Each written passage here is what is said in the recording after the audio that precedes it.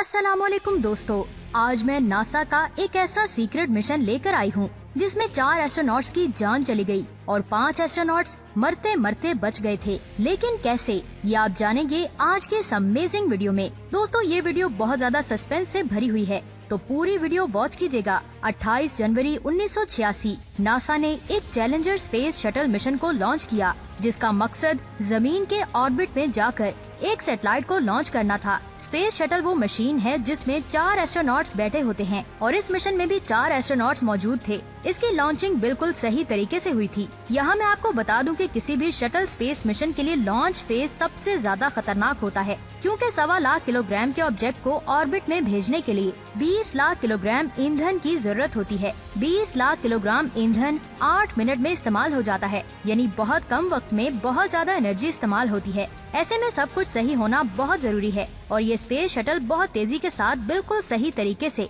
जमीन के ऑर्बिट की तरफ जा रहा था। सब कुछ ठीक था, लेकिन फिर अचानक से धमाका हुआ और सब कुछ खत्म हो गया। सभी साइंसदान हैरान, उनको कुछ समझ नहीं आया कि ये सब कैसे हुआ। इस धमाके में 4 एस्ट्रोनॉट्स की मौत हो गई, जिसकी वजह से सभी एस्ट्रोनॉट्स के दिल में एक खौफ पैदा हो गया। इसके बाद नासा ने दोबारा से सीक्रेट तरीके से इस मिशन पर काम शुरू कर दिया, जो एक सीक्रेट मिशन बन गया। रॉकेट और स्पेस शटल को बनाने में नासा को 3 साल लग गए। नासा के मुताबिक चैलेंजर स्पेस शटल एक क्राफ्ट था जिसमें एयरक्राफ्ट जैसी खूबियां थीं और इसका डिजाइन ऐसा बनाया गया था जिससे किसी हंगामी सूरत में एस्ट्रोनॉट्स बाहर नहीं निकल सकते थे, इसलिए उनकी मौत हो गई। चैलेंजर के बाद नासा ने कई एस्केप सिस्टम को जोड़ने की कोशिश की, जिसमें एस्ट्रोनॉट्स को एक पैराशूट भी दिया गया और शटल से कूदने के लिए साइड हैच को बाहर निकालकर कूदना था, जिससे एस्ट्रोनॉट्स की किसी भी हंगामी सूरत में जान बच सकती थी। जब सब तैयारी पूरी हुई तो 2 दिसंबर 1988 में नासा ने STS-27 स्पेस शटल को लॉन्च करना था, जिसमें 5 एस्ट्रोनॉट्स मौजूद थे। पिछले स्पेस शटल के एक्सप्लोजन की वजह से सभी एस्ट्रोनॉट्स और इस स्पेस शटल को देखने वाला हर इंसान डरा हुआ था, क्योंकि कुछ भी हो सकता था। और फिर स्पेस शटल को लॉन्च किया गया। लॉन्च करते वक्त 30 सेकंड में एस्ट्रोनॉट्स 3 इंजन को थ्रोटल करते हैं। उसके बाद कंट्रोल सेंटर से जवाब आता है, astronauts go with throttle lab. उसके बाद स्पेस शटल सीधा ऑर्बिट की तरफ बढ़ता है। सभी एस्ट्रोनॉट्स और कंट्रोल सेंटर में हर आदमी डरा हुआ था कि कुछ गड़बड़ न हो जाए, लेकिन फिर रॉकेट जमीन के ऑर्बिट में पहुंच गया और स्पेस शटल से अलग हो गया, जिसे देखकर सभी एस्ट्रोनॉट्स और पूरे कंट्रोल सेंटर में खुशी की लहर दौड़ पड़ी। एस्ट्रोनॉट्स का काम मिलिट्री पेलोड को स्पेस में भेजना था, जो बहुत मुश्किल काम था, क्योंकि उस सैटेलाइट की कीमत $1 अरब थी, जिससे सभी एस्ट्रोनॉट्स घबरा रहे थे कहीं कुछ गड़बड़ न हो जाए। लेकिन एस्ट्रोनॉट्स ने उसे बिल्कुल सही सलामत स्पेस में जमीन के ऑर्बिट में पहुंचा दिया। उसके बाद एस्ट्रोनॉट्स को मिशन कंट्रोल सेंटर से कॉल आई कि लॉन्च के दौरान आप लोगों ने विंडो के पास किसी चीज को टकराते हुए देखा या महसूस तो नहीं किया। लेकिन एस्ट्रोनॉट्स ने कहा नहीं। लेकिन आपने ऐसा क्यों पूछा?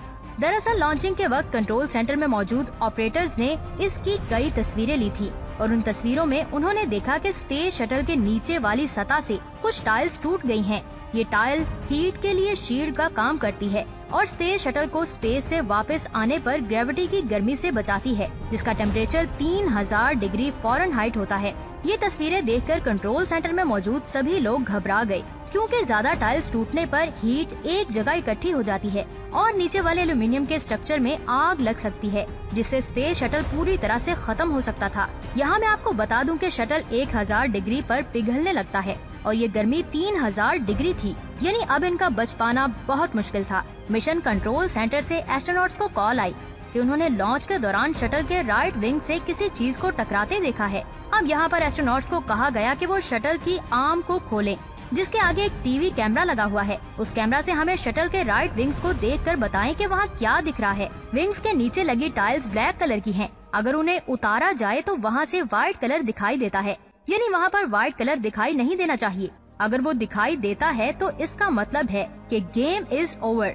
एस्ट्रोनॉट्स ने कैमरा में देखा कि वहाँ पर व्हाइट कलर दिखाई दे रहा है, इसका मतलब कोई चीज वहाँ टकराई है, जिससे टाइल्स उतर गई हैं और ये कलर दिखाई देने लगा। लेकिन ये कहना मुश्किल था कि कितनी टाइल्स उतरी हैं और कितना नुकसान हुआ है।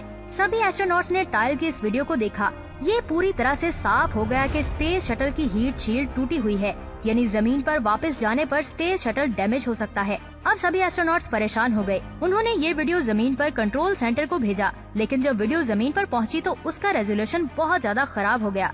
जब साइंसदानों ने इसे देखा तो उन्होंने कहा कि टाइल नहीं टूटी है, बल्कि जो चीज दिखाई दे रही है वो शिप पर पड़ती रोशनी या परछाई है। इस पर मजीद स्टडी की और कंट्रोल सेंटर से जवाब आया कि उन्होंने डेटा को देख लिया है। सभी एस्ट्रोनॉट्स हैरान, क्या ये कैसे कह सकते हैं कि सब ठीक है? यहाँ पर साफ साफ देख सकते हैं कि हीट शील्ड डैमेज हो गई है, लेकिन जमीन पर लो रेजोल्यूशन की वजह से वीडियो में ये चीज साफ साफ नहीं दिखाई दे रही। और ऑपरेटर्स ने कहा कि सब कुछ ठीक है, आप बेफिक्र रहें, कुछ नहीं हुआ।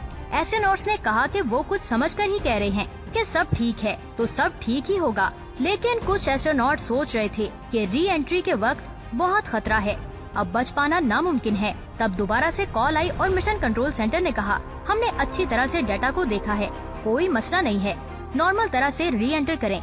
लेकिन एस्ट्रोनॉट्स ने कहा हम मुसीबत में हैं और कंट्रोल सेंटर ने कहा कि कोई भी मसला नहीं है, सब ठीक है। लेकिन एस्ट्रोनॉट्स डरे हुए थे। नेक्स्ट डे री एंट्री यानी जमीन पर वापस आना था। उस दिन सभी एस्ट्रोनॉट्स के जहन में वो टूटी हुई शील्ड ही घूम रही थी, जिससे सभी डरे हुए थे। री एंट्री के दौरान सभी एस्ट्रोनॉट्स अपना अपना काम कर रहे थे। री एंट्री करते वक्त यानी जब आप जमीन के ऑर्बिट से निकलते हैं, तब आपकी रफ्तार 8 किलोमीटर फी सेकंड होती है, जिसे एस्ट्रोनॉट्स को कम करना होता है, जिसे जमीन की ग्रेविटी की वजह से कम किया जाता है। लेकिन वो सभी सिर्फ और सिर्फ एक चीज से डर रहे थे, और वो चीज थी जिपर इफेक्ट, यानी एक टाइल टूट गई है तो तेज हवा टाइल के उस गैप में जाकर एक जिपर की तरह बाकी टाइलों को ढीला कर देती है, जिससे वहाँ लगी बाकी टाइल्स भी गिर सकती हैं।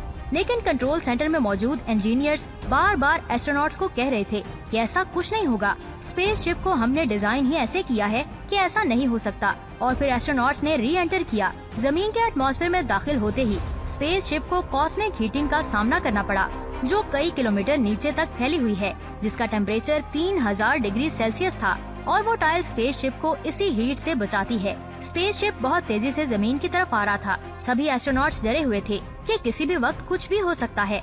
सबकी नजरें बार बार राइट विंग्स पर जा रही थी कि अगर वहाँ आग लग जाती है या टाइल टूटी है तो वे एस्केप करने के लिए रेडी रहें। सभी एस्ट्रोनॉट्स की दिल की धड़कनें तेज थीं, क्योंकि ये हालत ही ऐसी थी कि किसी भी वक्त कुछ भी हो सकता था। वहाँ पर सभी एस्ट्रोनॉट्स ने एस्केप बटन पर हाथ रखा हुआ था। अगर जरा सा भी कुछ होता तो वो उसे प्रेस करके वहाँ से एस्केप हो सकते हैं। लेकिन मसला ये भी था कि अगर कोई एस्ट्रोनॉट जल्दबाजी में एस्केप बटन को प्रेस करता है तो सभी एस्ट्रोनॉट्स की जान को भी खतरा हो सकता है। फिर स्पेसशिप हीटिंग रीजन से बाहर आ गया। सभी एस्ट्रोनॉट्स ने सुकून की सांस ली और सब खुशी से झूमने लगे।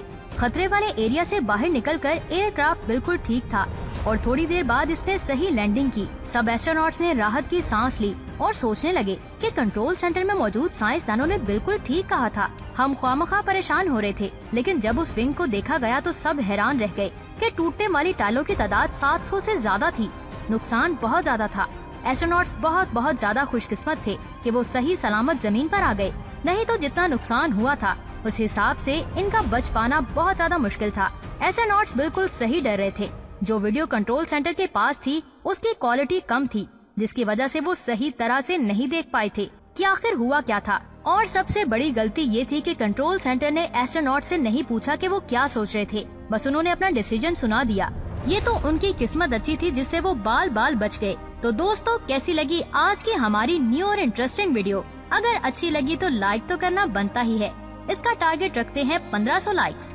अगर ये टारगेट कंप्लीट हो गया तो हम ऐसी ही एक और वीडियो लेकर हाजिर हो जाएंगे। तो जल्दी से हमारे चैनल को सब्सक्राइब करके बेल आइकन को प्रेस करें। अपना बहुत सारा ख्याल रखें। अल्लाह हाफिज।